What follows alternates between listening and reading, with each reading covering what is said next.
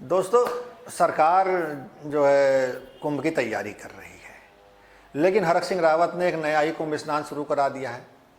फाइलों का महास्नान। हरक सिंह रावत लगातार फाइलें खोल रहे हैं, महास्नान करा रहे हैं। ये सिर्फ काम उत्तराखंड की राजनीति में सिर्फ हरक सिंह रावत ही कर सकते हैं। पिछले कुछ दिनों से उत्तराखंड को अगर देखेंगे तो एक ही आवाज़ सुनाई दे रही है, हरक खनक हरक खनक। हरक खनक रहे हैं लगातार, और कब किसकी फाइल खोल दे रहे हैं कुछ पता ही नहीं चल रहा है।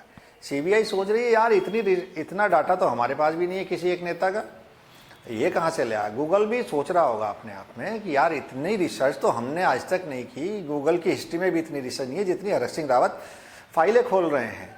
अब यानी हरक सिंह रावत जी की खनक जो है वो उत्तराखंड की जो पहाड़ की हवा है वो भी पूछ रही है, भाई बस करो भाई, कब किसकी फाइल खोल दोगे, इन फाइलों का भूकंप कब बंद करोगे। तो हरक सिंह रावत लगातार पहाड़ की हवा भी यही पूछ रही है। दोस्तों, हरक सिंह रावत की फाइल खोलने का जो मोड है वो ऑन है, और ऐसा कोई नेता उत्तराखंड में नहीं बचा है जिसकी वो फाइलें नहीं खोल दे रहे हैं। सब बड़े नेताओं को बता दे रहे हैं कौन कहाँ से मार्कशीट बनी, किसकी कहाँ से टीसी है, कौन कहाँ से फेल हुआ, किसने कहाँ पराठे खिलाए। उसने कहा टीसी मेरे पास है, मार्कशीट नहीं है। मार्कशीट कहाँ है, मार्कशीट पता कर लो भाई। अरे भैया, उनके साथ रहे हो, इस तरह डायरेक्ट हमले आप उनके पर्सनल जीवन पर कर रहे हो। चलो भैया, पराठे बनाने वाली बात भी आ गई। अरे भैया, इसे बंद कर लो। लेकिन हरक सिंह रावत हैं कि लगातार ऑन हैं और रुकने का नाम हरक सिंह रावत नहीं ले रहे हैं। वो कह रहे हैं मैं सबकी फाइल खोल दूंगा, सबकी है मेरे पास, कोई नहीं बचा मुझसे। लेकिन क्या होता है जब आदमी ज़्यादा आक्रामक अंदाज में बोलता है तो कई बार क्या होता है कि ज़बान फिसल जाती है, और यही हुआ हरक सिंह रावत के साथ। हरक सिंह रावत ने एक वकीलों के धरने में गए, वकीलों को संबोधित करते, सिख समुदाय के एक व्यक्ति खड़े थे, एडवोकेट थे, वो भी उन पर एक टिप्पणी कर दी। हालांकि हरक सिंह रावत बहुत तेज तर्रार नेता हैं उत्तराखंड में, तो उन्होंने तुरंत माफ़ी भी मांग ली। लेकिन उनके इस बयान को इतनी हाइप मिली कि माफ़ी मांगना शायद काफ़ी साबित नहीं हुआ। और कांग्रेस बोली यार ये कौन सा सरप्राइज टेस्ट दे दिया तुमने, हम कुछ और तैयारी कर रहे थे, तुमने अलग ही सरप्राइज टेस्ट पकड़ा दिया। उसके बाद हरक सिंह रावत गुरुद्वारे गए, माफ़ी मांगी, सेवा की, सफाई की, सब कुछ हरक सिंह रावत जो कर सकते थे वो कर रहे हैं। देखो, हरक सिंह रावत के इस बयान के बाद जिस तरह का बयान आया और जिस तरह की कंट्रोवर्सी उस बयान को लेकर हुई, तो कांग्रेस के प्रदेश अध्यक्ष सामने आए। उन्होंने कहा भैया आप जितने भी बयान दो, लेकिन अपना जो डेटा है उसे ऑन कर लें दिमाग का। ऐसा नहीं हो कि आप फ्लाइट मोड में कुछ भी दे रहे हैं, दूसरे विपक्ष को मौका मिल जा रहा है। वैसे ही कांग्रेस की हालत ठीक नहीं है, ऐसे में आप ऐसे बयान दे रहे हैं। खैर कोई बात नहीं, गणेश गोदियाल बहुत सीनियर और समझदार नेता हैं, तो उनके बयान का कितने कांग्रेस के नेता पालन करेंगे तो ये आने वाला वक्त बताएगा, आने वाले वक्त में हम ये देख लेंगे। लेकिन हरक सिंह रावत ऐसी चिंगम बीजेपी के लिए भी बन गए हैं कि बीजेपी के लिए जो चिंगम वो बने हैं उसमें साफ है कि यार चबा भी नहीं पा रहे हैं और थूक भी नहीं पा रहे हैं। हरक सिंह रावत कह रहे हैं मैं सबकी फाइलें खोल दूंगा।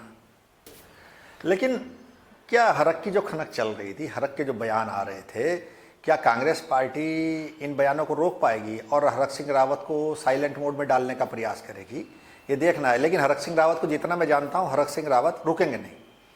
लेकिन दोस्तों, अभी बस इंतजार कीजिए कि चुनावी मोड में दोनों राजनीतिक बड़ी पार्टियाँ कब आती हैं और हरक सिंह रावत कब किसकी फाइल लेकर मैदान में आते हैं। मैं तो आपसे यही कह सकता हूँ कि हरक सिंह रावत की फाइलों का ये सिलसिला जो चल रहा है वो चलेगा, कब तक चलेगा। लेकिन आप लोग एक काम करिए, आप पॉपकॉर्न निकाल लीजिए और कुर्सी पकड़ लीजिए और हरक सिंह रावत जी के जो ये बयान हैं उनकी ये वीडियो देखिए। तो भाजपा भी हरक सिंह रावत के चाल चलन को जानती है और 2027 में हरक सिंह रावत क्या करेंगे क्या नहीं करेंगे इससे भाजपा पहले ही वाकिफ है। देखिए विनोद चमोली जी क्या कह रहे हैं, मैं टिप्पणी कारण क्या है ना कि अब भाजपा ने क्या कर दिया, पहले महेंद्र भट्ट से बुलवाया तो मैंने महेंद्र भट्ट जी की बात बोल दी। अब सच ये है कि इसमें भाजपा में हरक सिंह रावत के खिलाफ बोलने की स्थिति में कोई नहीं है। प्रदेश के भी नेता नहीं, मुख्यमंत्री नहीं है।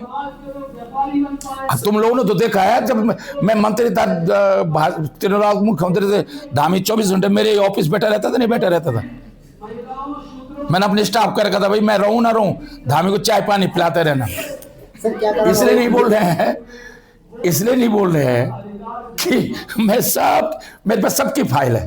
कुंडली जैसे निशंक जी की मुझ पे दमदेवल से 3rd डिवीजन में पास किया, और वो भी 3rd डिवीजन में, मार्कशीट नहीं है। निशंक जी की दमदेवल से हाई स्कूल की मार्कशीट नहीं है, उसी टीसी है, टीसी ट्रांसफर, टीसी है, मेरे पास फाइल है, टीसी है। उसके आधार पर मनीष अफवार प्रमुख सचिव स्वास्थ्य थी, उसके आधार पर उनका पासपोर्ट बनाया निशंक जी का, हाई स्कूल की 3rd डिवीजन की टीसी के आधार पर। अब मुझे नहीं पता, उन्होंने एमए हिंदी से दिखाया गढ़वाल विश्वविद्यालय, मैं तो विश्वविद्यालय में रहा हूं, मैंने तो पिछले 40 साल का सारा रिकॉर्ड देख लिया कि निशंक जी नाम का ही एमए हिंदी से निकल जाए कि कब उन्होंने एमए हिंदी से किया।